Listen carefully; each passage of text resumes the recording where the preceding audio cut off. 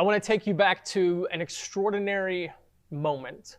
Maybe, according to some, the most extraordinary moment in the history of professional basketball.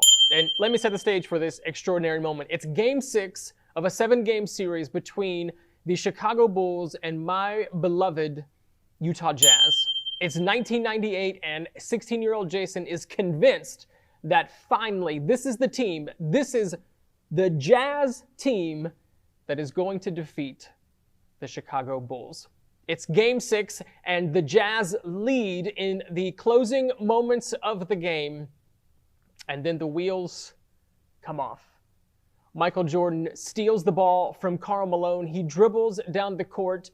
He sets, he elevates over Brian Russell and drains what would be the game-winning shot. The most extraordinary moment in the history of the NBA. And some people remind, I'm sure everybody, but I feel personally attacked every year when the day rolls around, the anniversary, and they show again the video of Michael Jordan hitting the game-winning shot, the shot that would clinch his 6th championship and deny my Utah Jazz their championship. They still, by the way, haven't won a championship. This extraordinary moment is one of those moments that sort of divides time, right? Things that happen before this and things that happen after this. Throughout Scripture, there are these extraordinary moments that also divide time. There's the Exodus, where Moses leads the Israelites out of Egypt. There's the moment where Jesus is resurrected from the grave. These extraordinary moments where time is marked and we view the past or the future in terms of these extraordinary moments.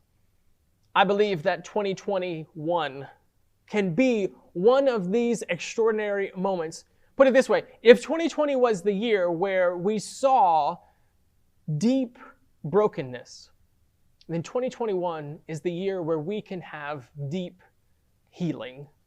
If 2020 was the year of great disappointment, 2021 can be the year of dreaming, the year of potential, the year where we put it all back together, and not the way it was before, but better. 2021 can be an extraordinary year. Now, what I love about Scripture is, not always, but more often than not, it gives you the prequel to the extraordinary moments. It doesn't just drop you into the story where Jesus is resurrected. It gives you the prequel. It gives you the moment where he prays to God, and then the moment he's arrested, and then the moment that stretches out where he is crucified. It doesn't just give you the moment where Moses parts the Red Sea and leads the Israelites out. It gives you all of the lead up. It gives you the conversation with God via the burning bush. It gives you all of the stress that Moses felt and the conflict and conversation that he has with Pharaoh, and even the conflict and conversation he has with God himself. One of the most extraordinary moments in the history of Israel is the moment where David slays Goliath. It's like this watershed moment where, again, the history of Israel is measured in before this moment and after this moment. In fact, like David is sort of set up in the Old Testament as this extraordinary human being. In fact, Scripture describes him as a man after God's own heart. He is so extraordinary, in fact, that he is the standard by which every other king is measured. David is not just a participant in extraordinary moments, he himself is an extraordinary person. And one of the most revealing stories of Scripture is the moment where David is chosen to be king. This is one of these prequel moments, one of the moments that we get to see that lead up to extraordinary moments, because extraordinary moments don't just happen in a vacuum, right? They don't just happen. Extraordinary moments are often the result of ordinary moments that stack upon themselves. Extraordinary moments are this sort of the moment where ordinary moments reach the tipping point, and then the extraordinary happens. But the preparation comes in the prequel. Essentially, what happens before the extraordinary moment, what leads up to the extraordinary moment, is the thing that makes the extraordinary moment happen. The extraordinary, put it another way, the extraordinary doesn't happen without the ordinary. The ordinary stacks up to shape the extraordinary. In Scripture, in sort of the prequel, before David becomes king, before he slays Goliath, before he does anything, he's just a boy. He's just a boy who lives on a farm with his dad, with his brothers, with his family. And in that farm, on that farm, there is a moment where Samuel, the prophet, comes to him and chooses which of Jesse's sons will become king. God sort of lets Samuel know, this is the criteria that I want you to use, but I will guide you.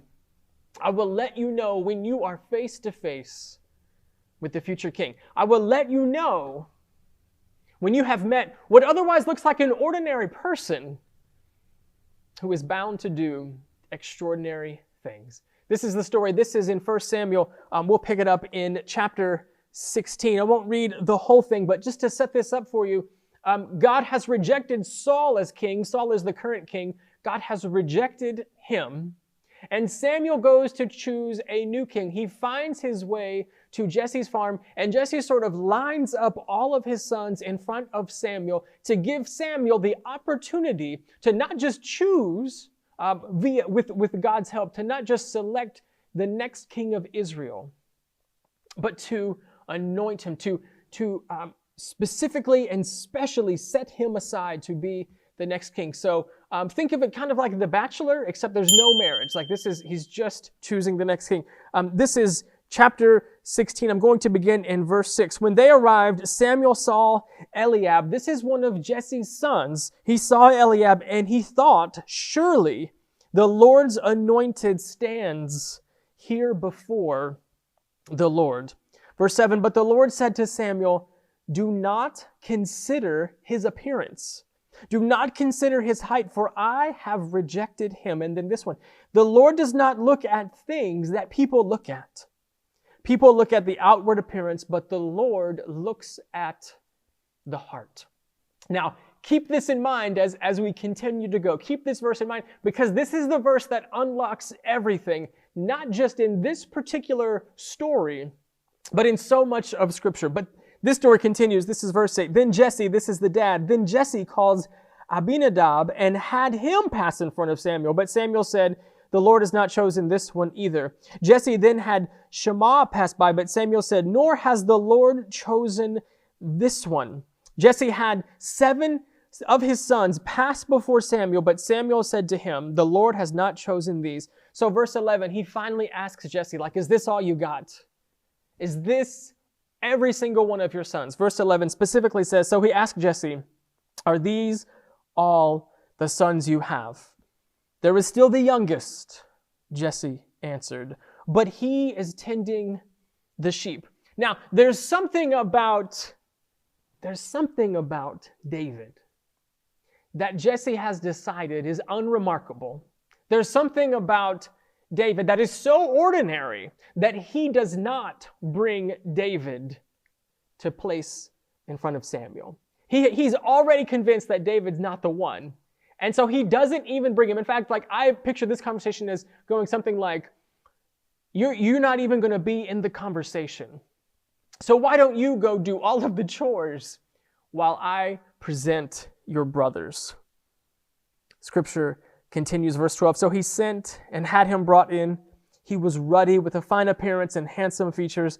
Then the Lord said, rise and anoint him. He is the one.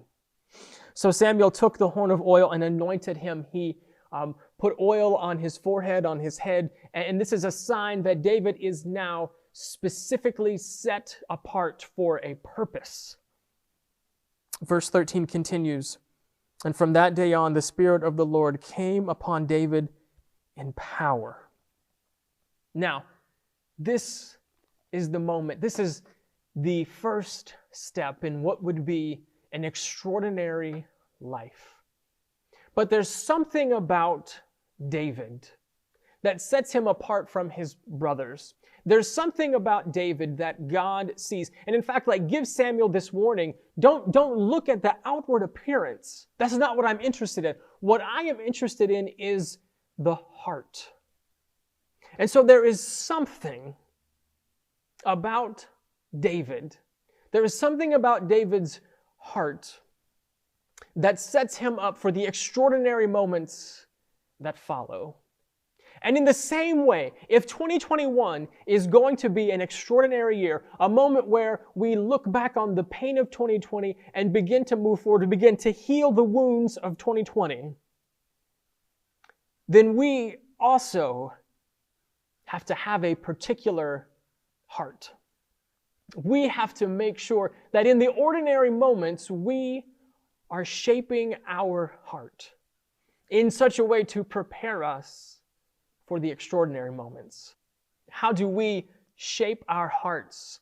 How do we shape our hearts in the ordinary time so that we can be ready for the extraordinary moment? Because the choices that we make in the ordinary time lead us to the extraordinary time. What is it, essentially, what is it that God saw in David? How does David shape his heart in such a way to lead him to the extraordinary moments that would follow? My friends, you and I, we have to make the same choices that David makes. You and I, we choose how to shape our hearts. We choose what we focus on. We choose who we associate with. We choose the habits. We choose who we become. Essentially this, we choose whether or not we are ready for extraordinary moments. I'll say that one more time. We choose whether or not we are ready for extraordinary moments. Now, how do we choose this? How do we choose the shape of our heart? What do we do in order to make sure that we are using the ordinary times to shape our heart in extraordinary ways? I'll give you a couple of steps. First, this. We shape our hearts by what we pay attention to.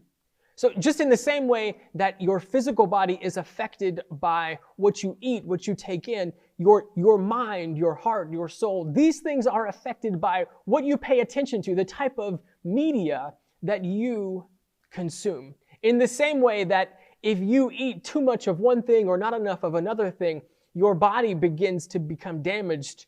Your mind, your worldview, your heart begins to become damaged if you're not paying attention to the right things. Your heart is shaped by what you pay attention to. Number two, the relationships you choose, who we partner with, who you choose to spend your time with is incredibly formative. Essentially, you are the sum total of the 5 people that you spend the most time with. These people influence you, you influence them, and the shape of your heart is determined by the relationships that you have. It's not just what you pay attention to, but who you partner with. And last, this one, number 3, what you persist on. Essentially, the habits that you develop over the course of time. Now, recognizing that habits can change. You can change the way you live. You can change the way that you spend your time. You can change the way that you live your day-to-day life. But the things that you do, remember last week, the things that you do shape who you become. You choose your habits, and then your habits choose you. You make your choices, and then your choices make you. So your habits, the way that you choose to spend hour by hour, day by day, these are the things that shape your heart. There's no separation between what you choose to do with your time, what you choose to pay attention to, and who you choose to hang out with, and the way that your heart is formed. Now, what this story reveals about David is that in what he chose to pay attention to, who he chose to partner with, and what he chose to pay attention to shaped him in ways that made him ready for extraordinary moments. And so the question for us, the question for you is, are you ready? Are you ready for extraordinary things? Are you preparing yourself in the ordinary time for the extraordinary? What are you paying attention to? Who are you partnering with? And what are you persisting on? These are the things that are shaping you. Are they shaping you to be extraordinary?